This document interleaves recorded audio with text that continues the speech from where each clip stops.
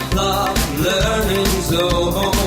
You get the education for all. Gyanwani, education at your doorstep. Zomia, Gyanwani. The next point, we are going to learn about the political recruitment. On the various places or the position of the political system, the people from various status and stratas of the society are selected, and such an actual access of these people in the political party is called a political recruitment. The people selected from a particularly or pertain a position in the party have to play a significant role in the political system, and for that purpose, it is essential that the proper recruitment of a people on the basis of their eligibility and quality should be done. Chief component of a political recruitment. The political sociologists have cited 8 value-based components for the political recruitment, such as power, prestige, aptitude, affection, welfare, wealth, efficiency, and last, skill and interaction. In the political system, the above-mentioned components are considered extremely significant for the political recruitment. The people having more component and significant contribution to the society are recruited for the fixed position, while people having a single component have to be satisfied on the limited role in the political system. The political parties mainly consider on the components during the parliamentary or state legislative assembly election, when the election tickets are to be distributed to the candidates. However, in the present situation, the components such as prestige, wealth are highly taken into consideration by the political party while selecting the candidate for the election. Apart from the above-mentioned components, there are some other components also working as per time, situation, and person and the nation. Among them, the first one is the birth of a person in a specific and highly reputed dynasty is motivating factor for the political recruitment. In all the countries in the world, it is seen that the hires of the political leaders play significant role at some or the other levels of a political party, and that such tendency is being developed since their childhood by the family members. For example, Pandit Nehru, Indira Gandhi, Sanjay Gandhi, Rajiv Gandhi, Sonia Gandhi, and now Rahul Gandhi. These all are the example of dynastic political recruitment. Number 2. The homes of political leaders are politically considered the center of activities, and their mentality has been developed and oriented towards this direction since their childhood. Number 3. Educational base is also supportive while doing the political recruitment. An educated person interested in political recruitment better knows that education has power to transform the society, and therefore he strives hard to get a social recognition to his educational power. Number 4. A political ambition existing in a person also makes him active to be recruited in the politics and to become a political leader. Number 5. Reservation is also a motivative factor for becoming a political leader.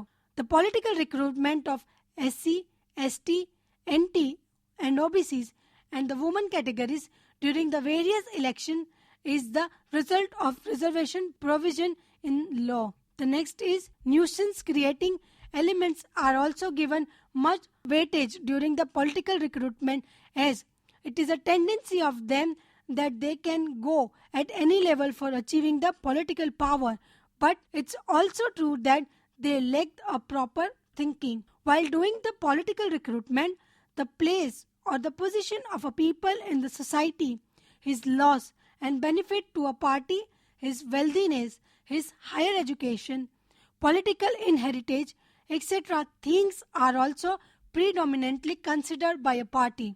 However, a role of a person in a politics with a low education, poverty and no political inheritance is not equal to that of rich, highly educated and inherited person. Recognize method of political recruitment. In all the types of political system, the following are the generally considered method of political recruitment.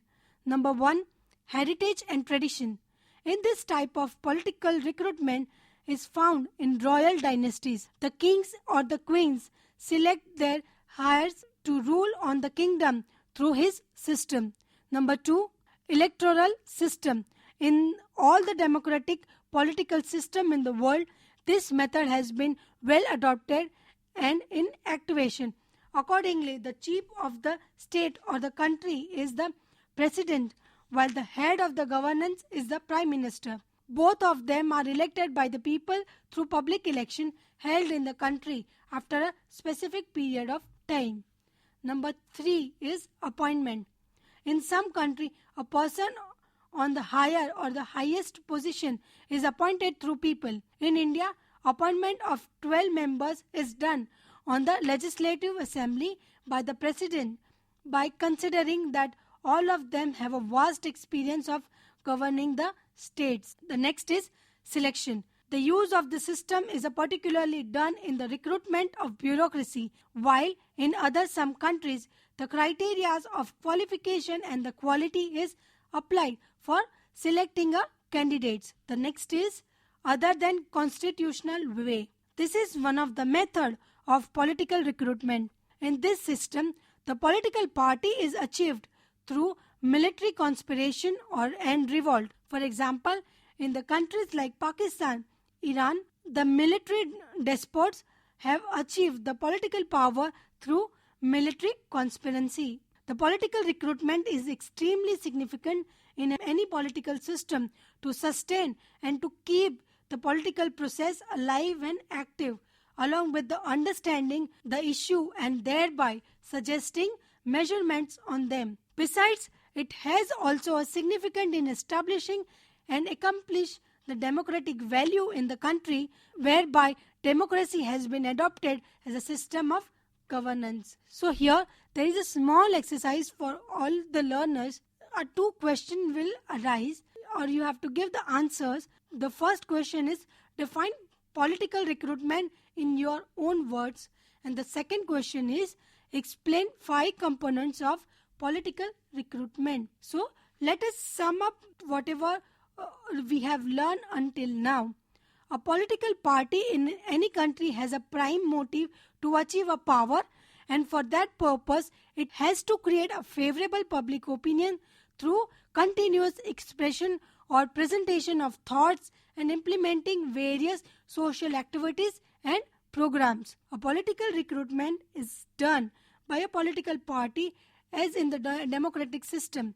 While doing a political recruitment, the methods generally used by them is educational organization, labor's or the worker movements, women's movements, religious and caste organization, regional organization, the appointment of people on the various field of society with the help to evaluate the thinking level of the party as it gets expert and talented people to express the role of the party. Now, just to test your knowledge, here is the few fill in the blanks for you. The first is the political recruitment components of dynasty are dash. So here you have to complete the answer. The next is dash make a person active in the politics for becoming a leader. Third one is dash is a motivating factor for the political recruitment. Number 4, dash or dash is selected as per the heritage of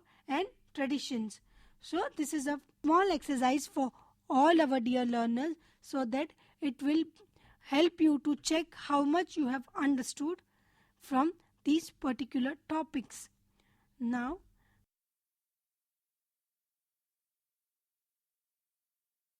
we are moving on to see our next block, that is block number 3, unit number 3, political apathy. In this particular unit, we are going to learn about the introduction, meaning of the political apathy, causes of political apathy, consequences of political.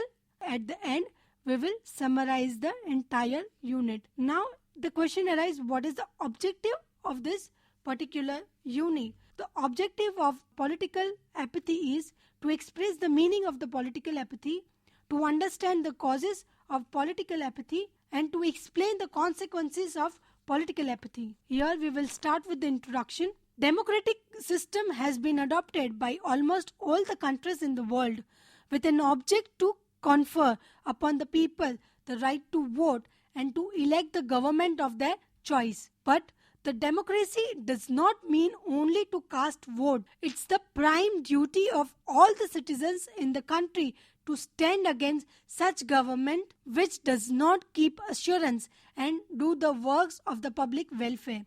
Therefore, the people should not cast their voting only for the namesake, but should think about the person's thoughts, personality, a political party, and the agenda in the election.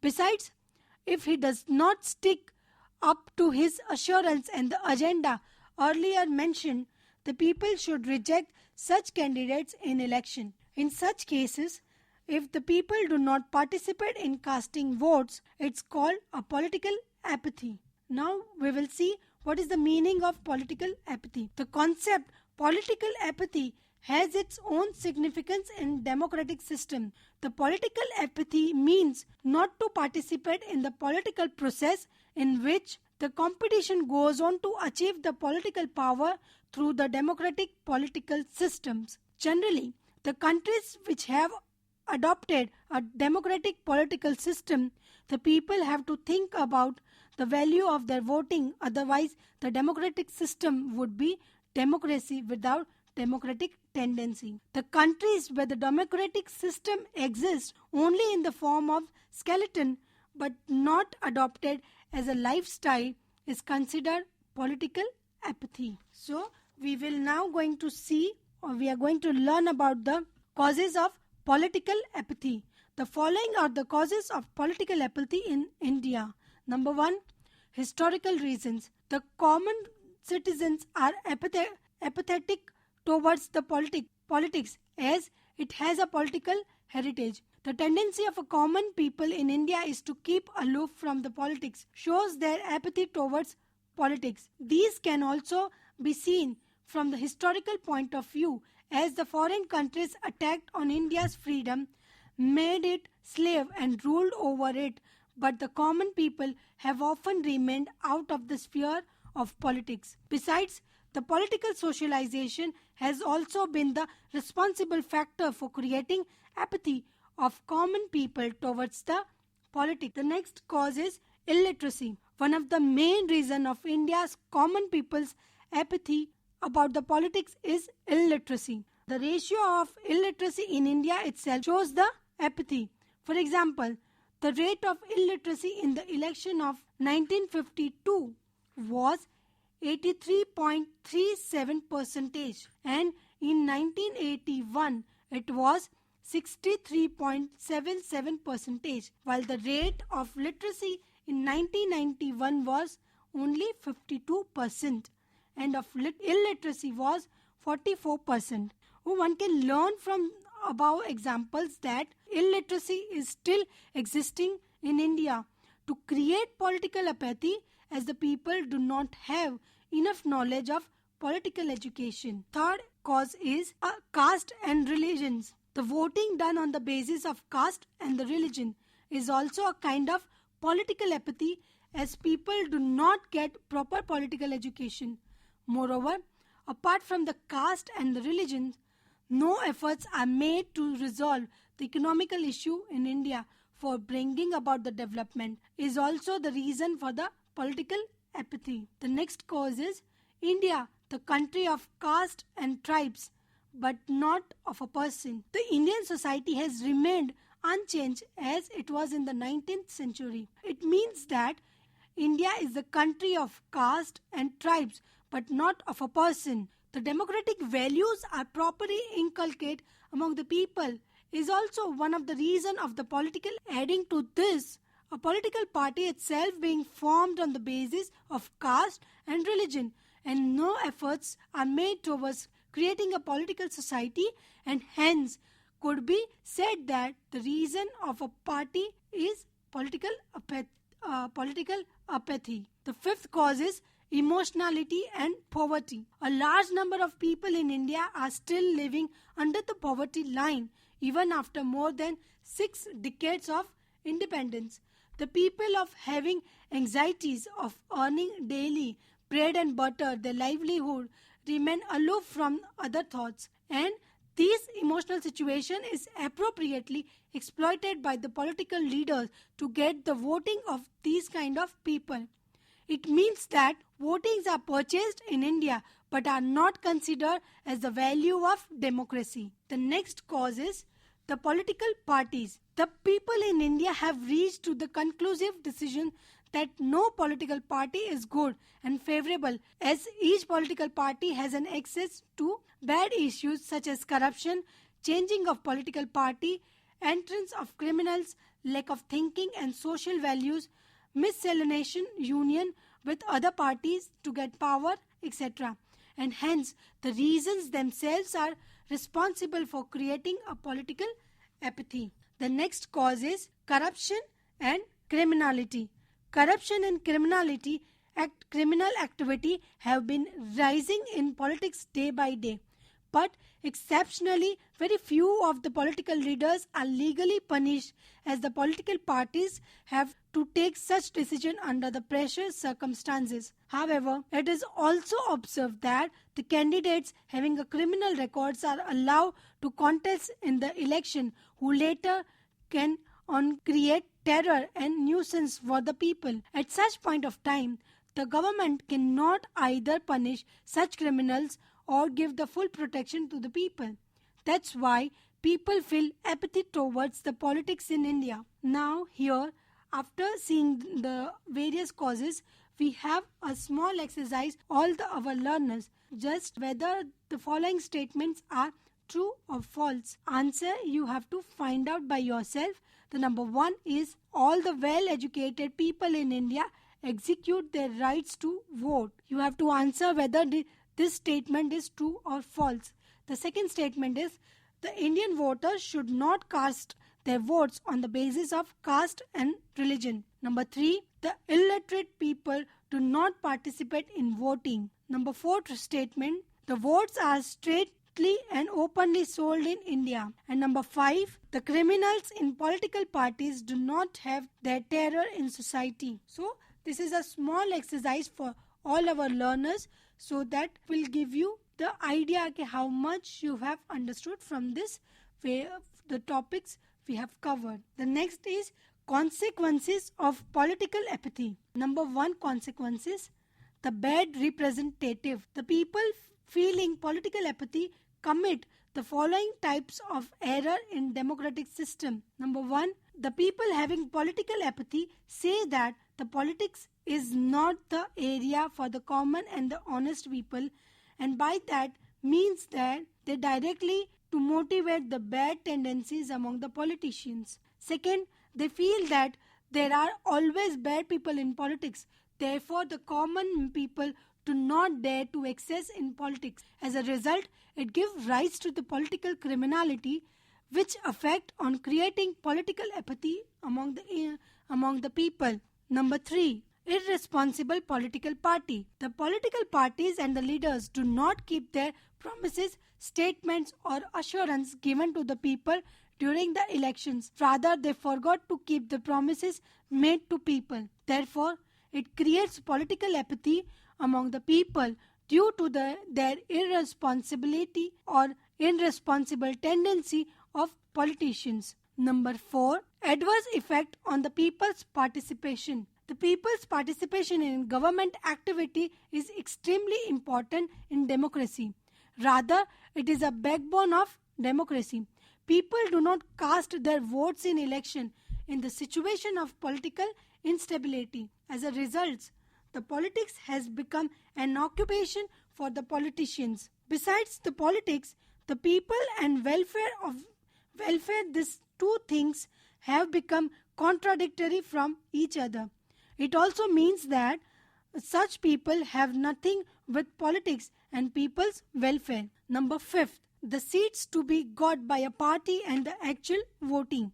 During the election, it is observed that a party obtaining less voting appears in the political power. It's because of a political apathy. Such government has arrived which is actually the power on the basis of low percentage of voting. Therefore, the principle of democracy, that the democracy is the rule of majority voting, has been completely sliced due to the political apathy. So, now let us summarize whatever the topics we have learned until that. Just to summarize, we can say that in democracy, a political apathy is considered a lacuna, as a democracy depends on people's participation.